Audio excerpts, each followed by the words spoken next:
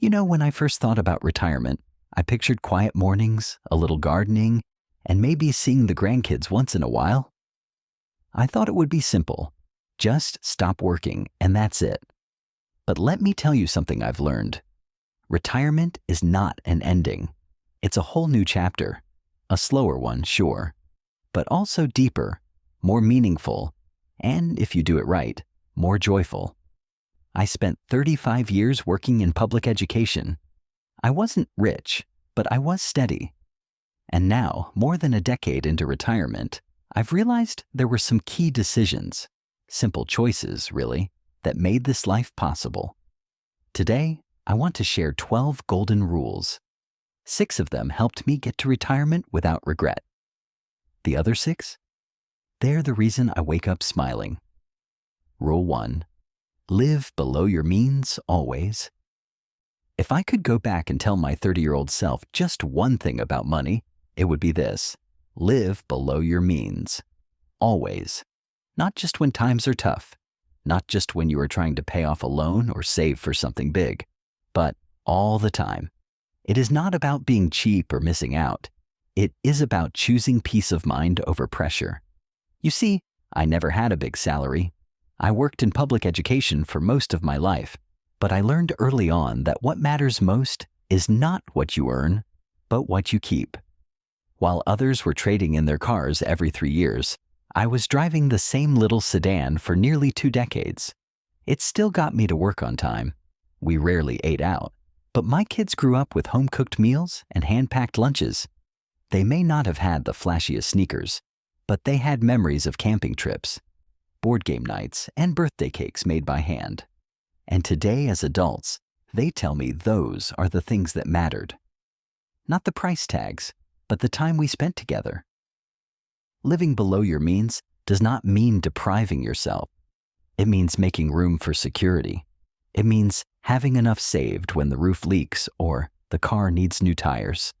It means not losing sleep because a bill came in higher than expected. It means being ready, quietly, steadily, for whatever life brings. It also means being able to say yes to the right things later. Yes to helping a grandchild with college. Yes to a short trip to see your oldest friend. Yes to a little gift just because you felt like giving. Those yeses come from all the no's you said earlier. No to impulse buys. No to lifestyle inflation. No to trying to impress people who were not looking anyway. That is the truth, plain and simple. You do not have to make more. You just have to want less and choose wisely. And over time, those quiet choices build a foundation you can truly stand on in retirement. Rule 2. Save early, save quietly. I started saving for retirement in my mid-20s. I did not know much about investing, and I was not chasing big returns. I just put in a little from every paycheck and left it alone. I treated it like it was not mine to touch. And over the years, that quiet habit turned into one of the smartest things I ever did. Saving early is not about how much. It is about how long. The earlier you start, the less you need to save each month. Compound growth does the heavy lifting, but it needs time. That is why starting young matters so much, even if it is just a few dollars. Consistency beats intensity. I remember a time in my 30s when we had to choose between a vacation and making our annual contributions. We chose to stay home. At the time, it felt like we were missing out. Now, looking back, that one decision gave us a whole year of freedom in retirement. The key is to save quietly, not for show, not because someone told you to, but because you know your future self is going to need a cushion. I never bragged about what I was saving. I never made flashy moves. I just kept at it, paycheck after paycheck, month after month. Some people wait until their 40s or 50s to start getting serious. And yes, it is never too late to begin. But the peace that comes from starting early and building slowly, it is priceless. You reach retirement, not with fear, but with confidence. Not wondering if you will have enough, but knowing you planned for this. Saving is not exciting. It is not dramatic. But it works. like planting a seed and watching it grow over years. You water it, you protect it, and one day you sit in the shade of it, thankful you had the patience to wait. So, if you are younger and listening, start now. If you are older, start anyway. The best time to plant the tree was years ago. The second best time is today. Rule 3. Avoid debt like it is a disease. Debt has a way of creeping in quietly, then sticking around like a bad cold that just won't go away. And if you are not careful, it turns into something worse, a weight that follows you everywhere. That is why I learned, sometimes the hard way, to avoid debt like it is a disease. Now, I am not talking about the kind of debt that helps you buy a home or get an education. I am talking about credit card debt, personal loans, buying things you do not need with money you do not have. That kind of debt eats away at your peace of mind. I remember one year in my 40s when we had a stretch of unexpected expenses. A roof repair, medical bills, a broken down car. We could have charged it all, but instead, we tightened our belts. I picked up a small weekend job for a few months. We made it work, and we kept ourselves out of the trap. Debt is sneaky. It promises comfort now and delivers stress later. And in retirement, stress is the last thing you want. If you are still paying off credit cards when you retire, every dollar feels like it is already spoken for. That is no way to enjoy your golden years. So, we live by a rule. If we could not afford it twice, we did not buy it once. We used credit cards, but we paid them off in full every month. We waited to upgrade things until we could do it without borrowing.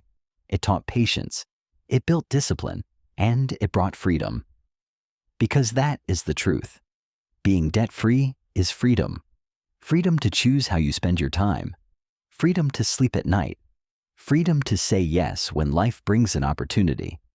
I know life throws curveballs, and sometimes debt feels like the only way. But I encourage you, especially if you are still working, do everything you can to avoid it. And if you have it, make a plan to get out. Step by step. Because when you finally reach retirement, the last thing you want is to bring old baggage with you. Let your past efforts pay for your present peace. Rule 4. Invest in relationships, not just the market. When people talk about preparing for retirement, they usually focus on money, savings, investments, portfolios, and financial freedom. And yes, those things matter. But here is what I have learned. No amount of money will protect you from loneliness. That is why one of the most important investments I made over the years was not financial. It was emotional. I invested in relationships with my kids, my siblings, my old friends, my neighbors, and even with myself. It started with simple things: family dinners, no phones allowed, weekend picnics at the park, late-night talks with my daughter when she was a teenager, dropping off soup to a neighbor who was sick, staying in touch even when life got busy. Those moments do not show up on a bank statement, but they are the reason I do not feel alone now. They built a web of connection that has caught me in some of my lowest moments. One of the biggest challenges in retirement is social isolation. People stop calling. Friends move away. Work is no longer a place for daily interaction. If you do not actively nurture your relationships, they fade. But if you do, if you keep reaching out, showing up, listening, and loving, you will never run out of company. Not all your friends will stay. Not all your family will live nearby. But the bonds you build over time become a lifeline. You do not have to be the life of the party. You just have to be present. Ask questions. Listen more than you speak. Be there when it counts. Because in the end, what makes retirement meaningful is not the size of your savings. It is the warmth of the voices at your table, the laughter of your grandchildren, the friend who still calls just to say hello. So, yes, invest wisely. But remember, the greatest returns come from the people you love and the time you give them. Rule 5. Know when to say enough. There is a moment in every working person's life when they ask themselves, should I keep going? For me, that moment came around age 63. I was still healthy, still capable, and still respected in my field. I could have kept working for a few more years, maybe added a little more to my retirement account, bought a newer car, upgraded the kitchen. But something inside me started asking a different question. Not, can I keep working? But, should I? You see, around that same time, my first grandson was born. I remember holding him for the first time, tiny, warm, and asleep in my arms. Something changed in me that day. I thought about how many moments I had missed with my own kids when I was younger, chasing promotions, working late, bringing grading home on the weekends. I had done my best, but now life was offering me something rare, a second chance to slow down and be present. So I looked at my finances. I ran the numbers again and again. It was not perfect, but it was enough. And I made the decision to step away, not because I had to, but because I wanted to make room for what mattered. Saying enough does not mean giving up. It means recognizing when more is no longer worth the cost. More money, more things, more status, those come with trade-offs. And sometimes the greatest wealth is time. I have never regretted retiring when I did. I have spent birthdays with my grandkids. I have watched sunsets without checking emails. I have had long breakfasts without rushing out the door. There is a quiet wisdom in knowing when enough is truly enough. It gives you the freedom to stop chasing and start enjoying. Because when you stop running, you can finally look around and realize you are exactly where you want to be. Rule 6. Have a purpose beyond the paycheck. When you retire, one of the first things you lose is structure. No more meetings. No more alarm clocks. No more Monday blues or Friday celebrations. It feels like freedom at first, but after a while, that wide open space can feel empty. That is when you realize something important. Work did not just pay the bills. It gave you a role, a sense of purpose. And once that is gone, you have to find a new reason to get up in the morning. Before I retired, I started volunteering at a local school, mentoring young teachers. I did not think much of it at the time, just a few hours a week, sharing what I had learned. But it gave me something more than I expected. It gave me a new sense of usefulness. I was still contributing, still growing. After retirement, I kept mentoring. I also started a small garden. I joined a reading group. I even learned to bake bread, something I never had time for before. These things may seem simple, but they gave shape to my days, and over time, they gave me a renewed sense of purpose. You do not need a paycheck to have value. You do not need a title to make an impact. You just need something to care about, a reason to learn, a reason to show up. I have met retirees who lost their way because they never found a new purpose. They drifted. They withdrew. They lost their spark. But I have also met others who started second lives, learning new skills, helping others, building something meaningful. Purpose does not retire when you do. And you do not have to save the world. Just do something that matters to you. It could be watching your grandchildren grow, or caring for a neighbor, or painting, or volunteering. The size of it does not matter. What matters is that it makes you feel alive, because retirement should not be the end of your story. It should be the part where you finally get to write it your way. Rule 7. Move your body every day. One of the hardest truths about aging is this: if you do not move your body, it stops moving for you. That may sound harsh, but it is something I have learned firsthand. In my first year of retirement, I let myself relax a little too much, sleeping in, sitting around, skipping walks. And before I knew it, my joints were stiff, my energy was low, and I just felt off. So I made a promise to myself: move every day, no excuses. It did not have to be fancy. I did not join a gym or hire a trainer. I just put on my sneakers and started walking around the block. Then 2 blocks, then 3. Eventually, it became a part of my morning routine, just like brushing my teeth. Now, I am not trying to be an athlete.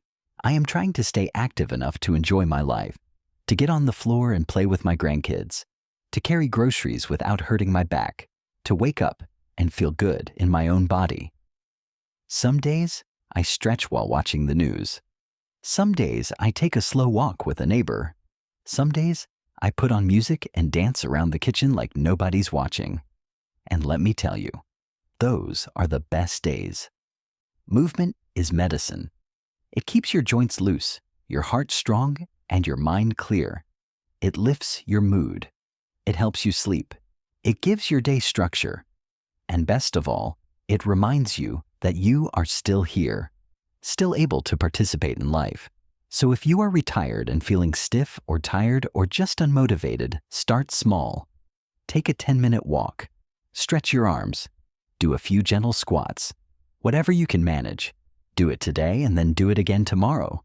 Because the more you move, the more life moves with you.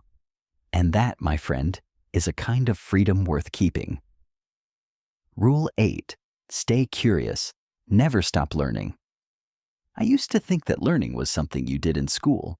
Then I became a teacher and realized that learning never really stops, not if you stay open to it.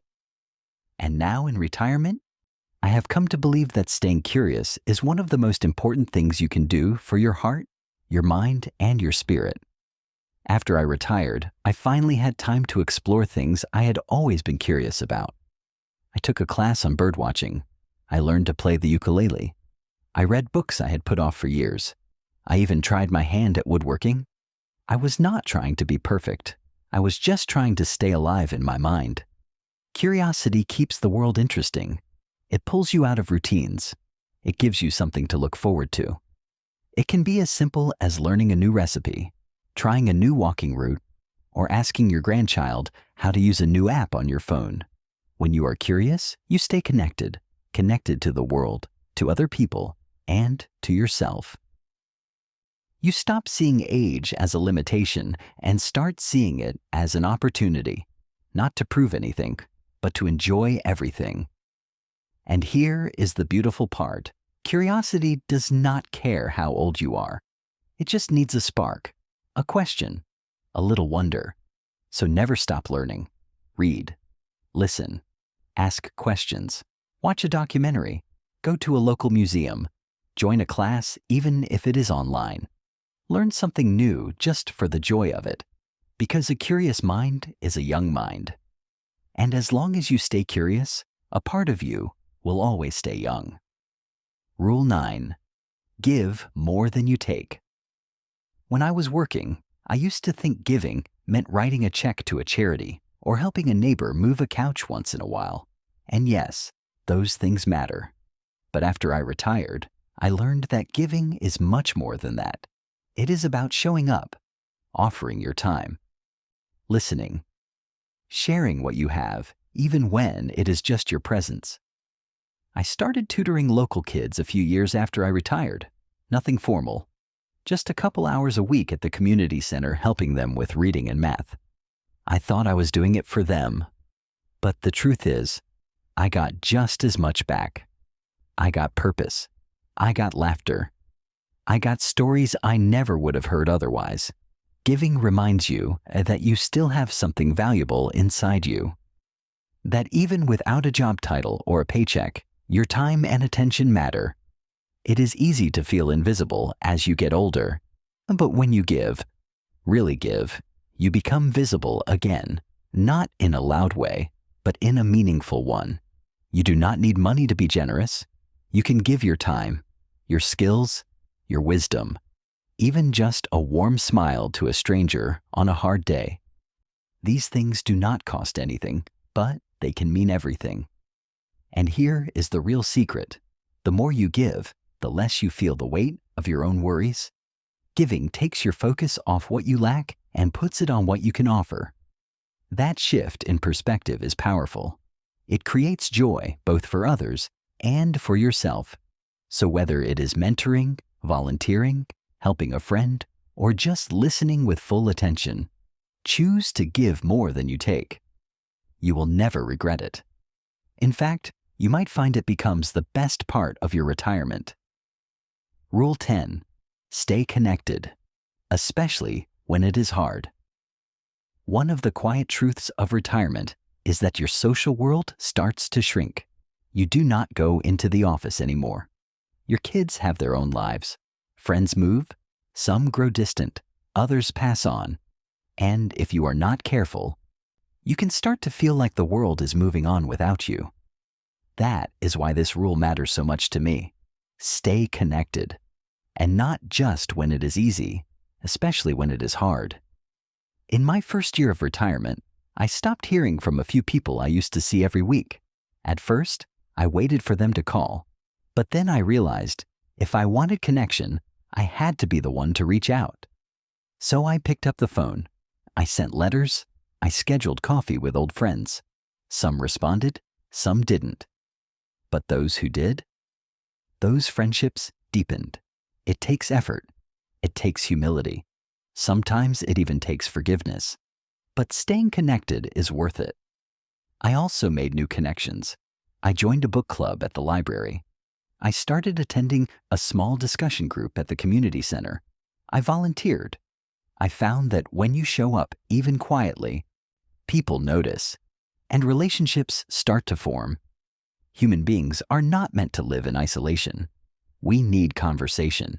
We need laughter. We need to be seen.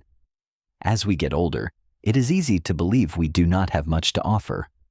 But that is not true. Our stories, our listening ears, our quiet presence, these are gifts. So if you are feeling lonely, do not wait for someone to come knock on your door. Be the one who knocks. Reach out. Ask someone how they are doing. Send that message. Make that call. Connection does not always come to us. Sometimes we have to go find it. And when you do, you will be reminded that you still belong, that your life is still deeply woven into the lives of others. And that simple truth can bring more joy than anything money could ever buy. Rule 11. Write down one thing you are grateful for every day. It sounds too simple to matter, I know. Just one thing a day? What could that possibly change? But let me tell you something I have learned. Gratitude has power. And when practiced daily, it can shift your whole outlook on life. A few years into retirement, I started a small habit. Every morning, right after breakfast, I write down one thing I am grateful for. Just one. Sometimes it is big, like a visit from my daughter. Other times, it is something small, like the way the light comes through the kitchen window, or how good the coffee tasted that morning. It takes less than a minute, but over time, it has changed the way I see the world. When you make space for gratitude, your mind starts to look for the good. You begin noticing beauty in places you once ignored. You stop taking things for granted. You stop rushing through life and start savoring it. This practice has carried me through tough days. When I was feeling low, or dealing with health issues, or just overwhelmed by the news, I would open my notebook and see all the little joys I had recorded. It reminded me that even on hard days, there is always something to hold on to. Gratitude does not erase pain, but it softens it. It does not ignore the struggles, but it helps you face them with strength. You do not need a fancy journal. A scrap of paper will do. Just make it a habit. One thing each day. No pressure to be profound, just honest. Because in the end, a grateful heart is a peaceful heart. And peace in this stage of life is one of the greatest gifts you can give yourself. Rule 12. Embrace aging, not fight it. Aging is not something to fear. It is not something to hide. It is not a problem to solve. It is a truth to live with. And, if we are lucky, to embrace. When I was younger, I thought growing older meant becoming weaker, slower, less relevant. But now, on the other side, I see it differently. Aging has given me clarity. It has stripped away the noise. It has helped me see what truly matters. My body has changed, yes. I move a little slower. I forget things now and then, but I have also grown wiser, more patient, more present. And I would not trade that for anything. There is a kind of grace in letting go of what you used to be and finding joy in who you are now. I no longer chase things that don't matter. I do not need to be right all the time. I do not measure success by what I own. I measure it by how I feel, how I connect, how I live. And when I look in the mirror, I see a life fully lived, lines from laughter, scars from lessons, eyes that have seen both beauty and loss. I do not try to look younger. I try to feel alive. That is the difference. Aging is not the end of anything. It is the unfolding of everything you have built, your values, your relationships, your legacy. So do not fight aging. Welcome it. Care for your body. Feed your mind. Nurture your spirit. Let yourself rest when needed. Challenge yourself when you can. And most of all, be kind to yourself. Because you have come a long way. You have earned your age, and there is still so much ahead to enjoy.